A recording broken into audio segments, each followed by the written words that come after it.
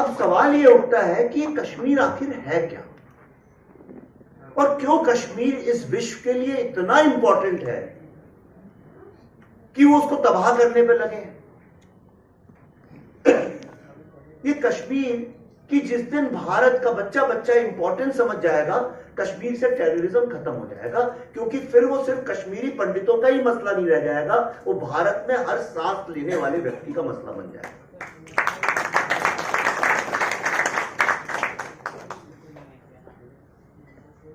जो लोग प्राणायाम थोड़ा करते हैं, मेडिटेशन करते हैं, वो मेरी बात समझ पाएंगे, और जो नहीं करते हैं वो कभी आंख बंद करके जरा यहां पे मस्तिष्क की इस जगह पे अपना ध्यान केंद्रित करने की कोशिश करें, और जिस जगह पे वो बिंदु बनता है जहां से सारी चेतना और कॉन्शियसनेस निकलती है, वो कश्मीर है। भारत का जितना भी चिंतन और दर्शन है, और वो दर्शन जिसको आज पूरा का पूरा विश्व अडॉप्ट कर रहा है, वो कश्मीर में पनपा। कश्मीर में ही क्यों पनपा, बाकी जगह क्यों नहीं पनपा? क्या कारण है कि कश्मीर में शिव की जो फिलॉसफी, जिसको आज बड़े बड़े नोबेल लॉरेट्स और साइंटिस्ट और बड़ी बड़ी लैब्स, बड़े बड़े साइंटिस्ट ऑर्गेनाइजेशन जिसको मानते हैं, शायद आपको आश्चर्य होगा सुन के कि आज बहुत सारे दुनिया के साइंटिस्ट भारत से शिव की प्रतिमा मंगवाते हैं और रखवाते हैं। आपको दो प्रतिमाएं हमेशा बहुत सारे नोबेल लॉरेट्स क्या मिलेंगी, बुद्ध की और शिव की। ये दोनों ही दर्शन कश्मीर में पनपे, पूरा द्वैत जो है वो कश्मीर में पनपा। उसका कारण क्या है? उसका कारण यह है कि आप कभी जाके कश्मीर वैली में खड़े होइए, और जो थोड़ी स्पिरिचुअलिटी समझते हो वो मेरी बात को समझ पाएंगे, जो नहीं भी समझते हो अगली बार कभी जाए तो आप ध्यान दीजिएगा। आप जब एल्प्स के सामने खड़े होते हैं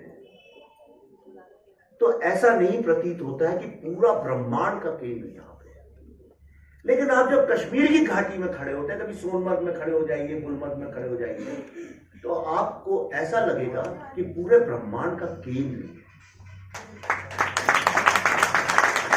तो अगर ब्रह्म को समझना है, ब्राह्मण बोले या ब्रह्मांड बोले, अद्वैत में ब्राह्मण शब्द भी बहुत इस्तेमाल होता है, अगर उसको समझना है तो बिना कश्मीर को कोई भी कार्य बिना कॉन्शियसनेस के नहीं होता।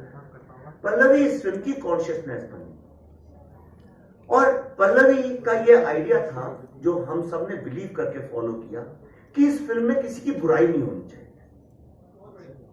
और जिन लोगों ने फिल्म को ध्यान से देखा है, अब सोचिएगा जरा, अब आप जरा सोचिएगा इस विषय पे। इस फिल्म में किसी की भी एक बार भी बुराई नहीं है।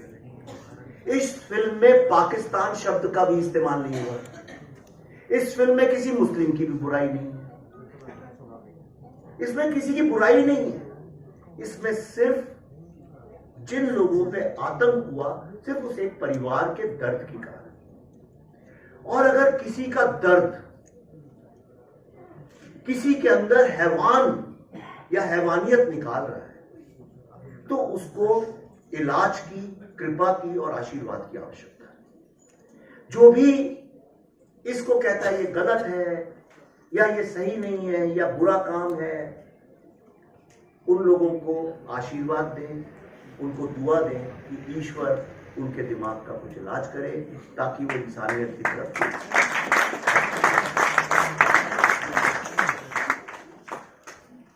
ये कोई फिल्म बिल्कुल भी सांप्रदायिकता नहीं फैला रही है।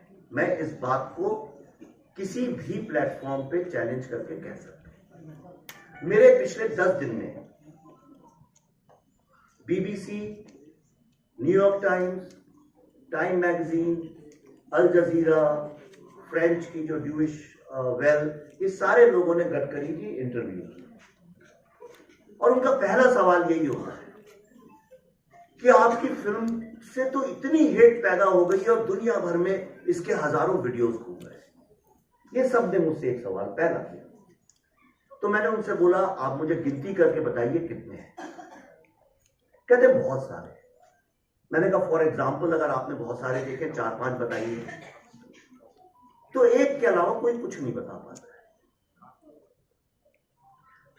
तो ये एक तरह का झूठ है, ये जो एक वेस्ट अपने वेस्टेड इंटरेस्ट के कारण करता है, पर इस वक्त उसको इग्नोर करना चाहिए।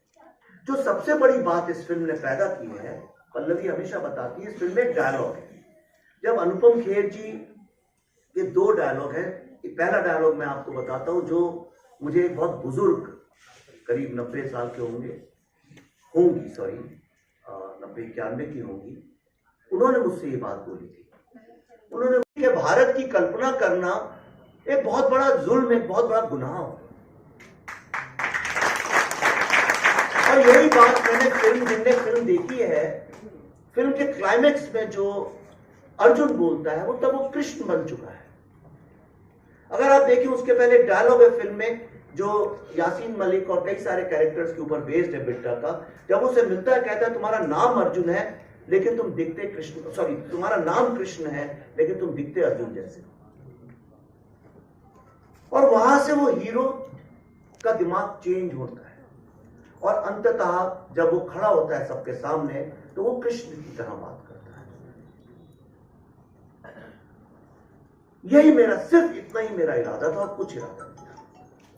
इस फिल्म के पीछे सब कहते हैं कश्मीरी पंडितों का सच निकला, लेकिन अगर आप देखें तो उससे ज्यादा सच तो हैवानियत का निकला।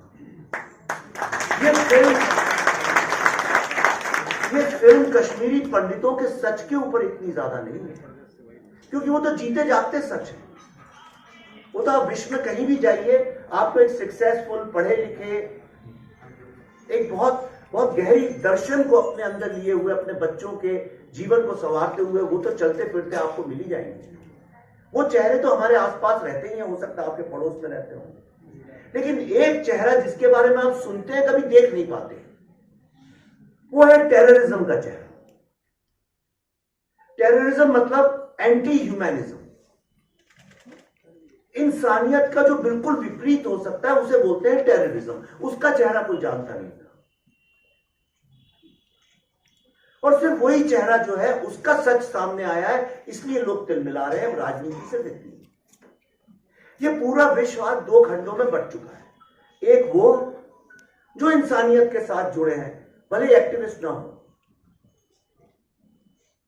वो जुड़े हैं। हमारी माएं, वो थोड़ी एक्टिविस्ट होती हैं, दादी दादा घर में वो थोड़ी एक्टिविस्ट होती है, पर वो कहते हैं इंसान बन के रहो, इंसानियत से जुड़ो, इतना ही मैसेज काफी है। कैसे बनो? हर व्यक्ति को भगवान ने इतनी इंटेलिजेंस दी है। और दूसरा एक तबका है, वो है टेररिज्म का। और टेररिज्म आज एक व्यापार बन चुका है, और जब कोई चीज व्यापार बनती है तो उसमें सिर्फ जो प्रोडक्शन करने, जो फैक्ट्री में जो काम हो रहा है, सिर्फ उससे ही व्यापार नहीं चल सकता। उसके लिए आपको सप्लाई चेन चाहिए होती है, रिटेल चाहिए होता है। विश्व में कौन है तो मैं कहूंगा मोहन बाजू जी, सारे गणमान्य अतिथि लोग, कुर्सियों पे विराजमान लोग, और बहुत देर से खड़े हुए कई सारे मेहमान लोग, आप सबका बहुत बहुत अभिनंदन, बहुत बहुत स्वागत। माननीय श्री नितिन जी के लिए मेरे दिल में इसलिए बहुत ज़्यादा आदर है, पहले से जब वो प्रेसिडेंट थे बीजेपी के, क्योंकि जो लोग राष्ट्र के उत्थान के लिए काम करते हैं, मैं उन लोगों का बहुत आदर करता हूँ। तो आपके लिए बहुत आदर है। आपने अभी आप कह रहे थे कि कश्मीर के सामने स्विट्जरलैंड क्या है, तो मैं आपसे सहमत हूँ। हम और पल्लवी की जब शादी हुई, हम लोग जब हनीमून के लिए स्विट्जरलैंड गए, तो मैं पहली बार स्विट्जरलैंड गया था, और मैंने कश्मीर देखा था, कश्मीर के पहाड़ देखे थे, मैंने हिमालय देखा था, और मैंने और कोई पहाड़ दुनिया में देखे ही नहीं थे उसके अलावा। तो पल्लवी बड़ी खुश थी, स्विट्जरलैंड एल्प्स की बहुत बातें करती थी। पल्लवी ने कहा एल्प्स देखेंगे, इससे अच्छे कोई पहाड़ ही नहीं है दुनिया में। तो जब हम वहां पहुंचे तो मैंने देखा, तो देखते ही साथ मेरा पहला रिएक्शन ये था, अरे ये तो टीले हैं। क्योंकि हिमालय की जो ऊंचाई तो नहीं बोलूंगा, हिमालय की जो विशालता है, उसके सामने सब टीले ही हैं। और कश्मीर की जो एक दर्शन और ज्ञान की जो गंगा है, उसके सामने बाकी सब पानी है।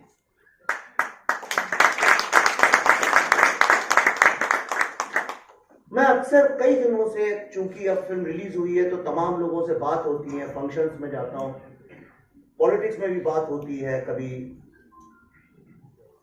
सड़कों पे, कभी विधानसभाओं में, पर मैं देखता हूं सब जगह लोग जब कश्मीर की बात करते हैं तो सबकॉन्शियसली कुछ इस तरह से करते हैं जैसे कश्मीर कोई कटा फटा अलग इलाका है। आप माने या ना माने, मैं डायरेक्टर भी हूं, राइटर भी हूं, थोड़ा मेरा जजमेंट अगर आपको लगता हो ठीक है, तो मेरे को हमेशा ये बात अखरती है कि कश्मीर को हम लोग कुछ ऐसे बात करते हैं कि कुछ स्पेशल केस है।